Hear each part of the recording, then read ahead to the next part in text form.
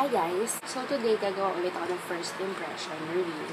Careline Matte Liquid Lipsticks. Yung better than basic nila. Ito ata yung bago nila, I believe. Kasi may nakita din ako doon, Liquid Nippy. Yung sa maliit, 120 pesos lang ata yun. Tinanong ko yung sales lady, sabi ko, ano po ba yung bago ng liquid lipsticks dito? Tapos yung tinuro niya sa akin, ito, yung matte. Ayan. As you can see, matte liquid lipstick ng Careline.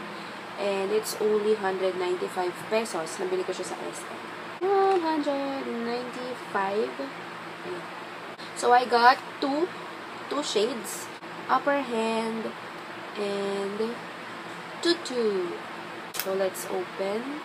So, ito na siya, guys. This is the upper hand. And ito yung tutu. Parang may pagka-mauve nude. Ganyan ang color. And ito, dark. Parang dark wine color. Pero dito, sa taas, para siyang plum. Dito, parang dark wine. Diba? So, guys, kapag bibili kayo nito, make sure na you swatch it first para malaman nyo yung kulay. Kasi yung kulay niya dito, sa may parang pangalan niya dito sa top, and yung kulay niya sa bottle, hindi magkatugma. Like nitong upper hand, diba? O, kita nyo? Can you see it? So, yun, swatch kayo. And alam ko naman na sa every stall ng Careline, meron naman silang free swatches doon. So, just swatch it, guys, if you want to know yung talagang kulay, if bet nyo, ganyan. Yung tutu, okay lang. Medyo match. Pero kasi ilang shade ata yun. Hindi ko lang sure kung ilang shade yung meron siya doon. Pero mostly, yung mga darker shades, parang hindi siya tugma doon sa kung ano yung nasa bottle, and kapag sinwatch mo siya, hindi siya tugma. So, yun. Ito yung box niya, and pag kinuha niyo yung item, meron pa rin siyang plastic. So, good thing talaga, seal na seal siya. Sorry ha, kung medyo mahangin, kasi mainit na yun eh. Binuksan ko yung ventilador doon dito sa amin. So, sorry kung may naririnig kayong mahangin ha.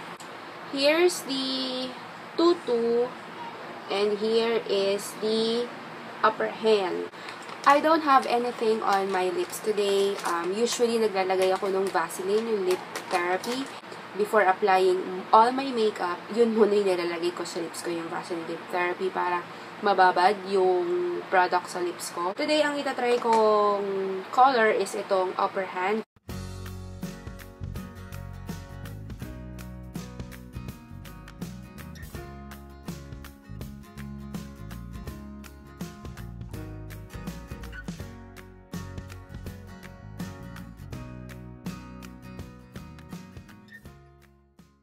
Ang patchy niya, tignan.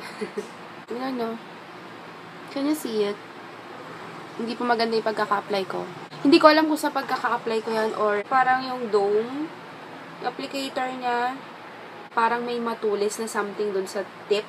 Kaya medyo nahirapan ako. Pero let's see. Second layer, tignan natin kung matatakpan niya yung pagka-patchy.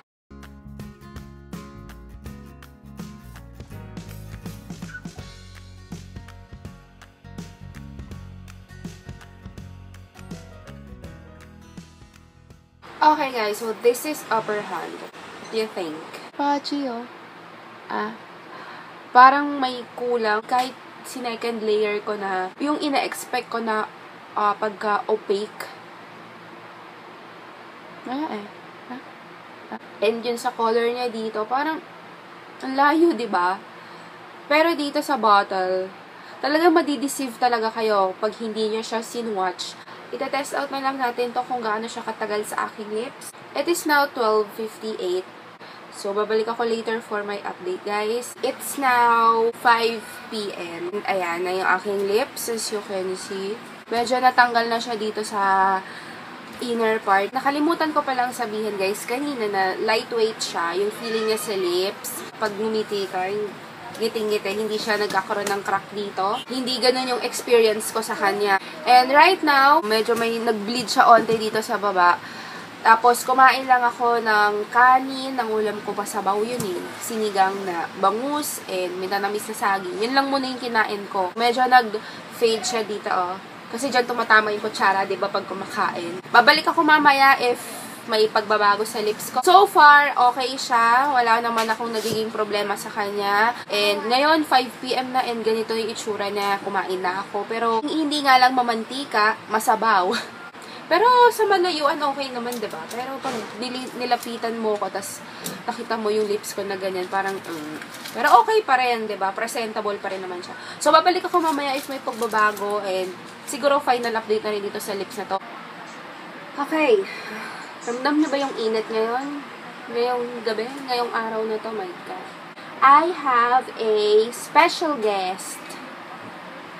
Tada! Say, hi! Hi, guys! Hi! It's now 7 PM. Can you see it? Yeah. Sorry for the phone, ha? Luma. As you can see, ayan na ang aking lips. Kumain na kami ng dinner. Ang ulam namin is egg. Since tinamad na akong magluto kasi ang init-init na dito ngayon. Onte, may nag-bleed ng onti sa baba. Kanina pa yan. Kumain ako ng oatmeal. Kumain ako ng chicha. Dami kong kinain. Pero still, nandyan pa rin siya, oh.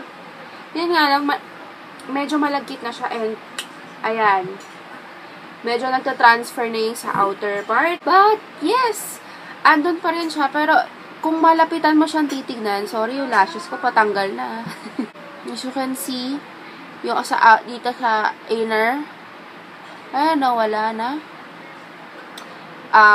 Hindi na siya magandang tignan kapag sa malapitan. Pero kapag sa malayuan, okay pa rin siya. If ever siguro na marami akong kinain, mabubura na talaga siya. Kasi ito pa lang, oh. Kanina pa lang mga nag-lunch ako, nabubura na siya. And masabaw pa lang yun, masabaw pa lang yun kinain ko noon. What more kung mamantika, super oily. Siguro tanggal na rin yun, magre-reapply na ako. Pero good thing dito, hindi siya bothering, hindi siya yung super lagkit. Diba yung usually yung mga matte liquid lipsticks, kapag kumain ka, yung aftermath nun, lumalagkit yung lips mo. Ito hindi, minimal lang. Meron pero onti lang. So this shade, yung upper hand, ayan, medyo dark siya as I expected. Nakala ko may pagka-violet undertone sa kanya. Pero dito sa applicator, meron, diba? Magical. Try natin yung tutu sa lips, okay? Kung okay siya. I am using yung Celotex na makeup remover facial cleansing facial wipes. Try ko yung tutu.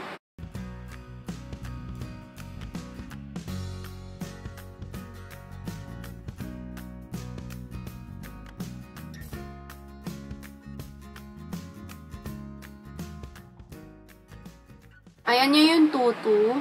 Sana ito na lang yung sinuot ko, no? Pero okay lang din. At least na-try ko yung darker shade. Final thoughts ko dito sa Careline Matte Liquid Lipstick. Okay na siya for 195 pesos. Pasado na siya sa akin for everyday. Pero yun nga lang, don't expect na talagang yung mga darker colors like nitong upper hand, don't expect na makukuha nyo agad siya kapag tinignan nyo siya dun sa bottle. You have to swatch it talaga para malaman nyo yung pinaka-color niya. Yun lang yung may papayo ko sa inyo pag bibili kayo. Yung mga darker shade nitong Careline, yung mga matte liquid lipsticks nila.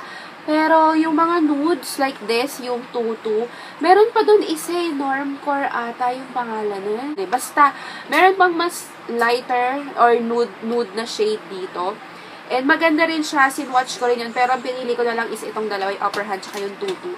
So, ayan, itong tutu okay rin to for everyday. Maganda rin siya. Expect nyo kapag kumain kayo ng mga mamantika, ng mga oily foods, talagang mabubura siya. For me, I don't mind reapplying. Hindi naman ako nabobother sa ganon. Okay lang yun sa akin na mag-reapply. Kasi, ganon naman talaga eh, diba? Most of the liquid lipsticks talaga, kapag kumain ka, mabubura siya and you have to reapply it. Kasi pangit tignan kapag, diba, nabura siya. Kasi matte siya eh.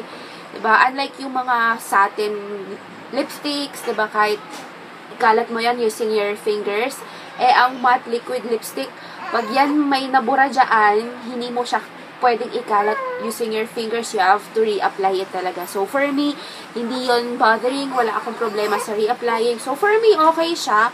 Sa halagang 195 pesos, be, nako, Marami ka ng shade na mapagpipilian doon. Meron ata doon ang pinaka-darkest. I don't know, parang yung nakita ko, yung sa dito, sobrang parang black na nga, almost black na nga yung ano niya, yung color niya. Ewan ko lang on swatch ha. Okay to sa akin. Itong Better Than Basic. Good job, Careline. Nakapag-produce kayo ng matte liquid lipsticks na okay, pasok sa budget. Yun nga lang yung mga darker shades, like yung upper hand, medyo patchy siya. Sana doon nyo lang i-work out yun doon sa mga darker shades. Pero sa mga lighter shades like this one, yung tutu, okay na okay sa akin yung tutu. Okay na okay siya para sa akin and will definitely repurchase this one kapag naubusan ako. Kasi maganda siya eh. For 195 pesos kung pang everyday mo and hindi ka naman nababother mag-reapply ng liquid lipstick. Diba? Why not? Diba? Ayun lang guys. Thank you for watching. Sana nakatulong tong review na to sa mga bibili pa lang nitong Careline Matte Liquid Lipsticks. I know marami na mga YouTubers na nag-review nito, pero sana isa rin ako sa mga nakatulong sa inyo kung bibili kayo nito. Thank you for watching! See you on my next video! Bye! Bye-bye ka na! Bye!